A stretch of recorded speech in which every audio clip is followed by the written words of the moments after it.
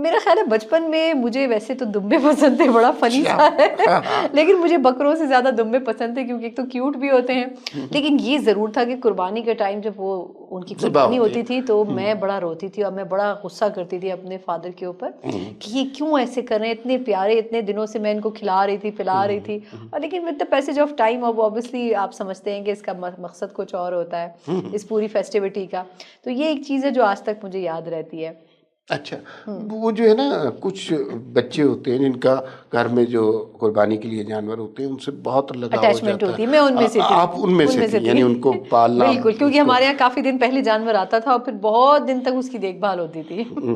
तो उसका गोश्त वगैरह खाने में बड़ा दिल दुखता था। नहीं, कुछ लोग होते हैं जो खवातीन होती हैं जो कुर्बानी का गोश्त नहीं खाती कि भाई उसमें स्मेल आती है, जाहिर है वो। नहीं, वैसे मुझे ऐसा कोई मसला नहीं होता, मैं काफी गोश्त खोर हूँ। अच्छा, वेरी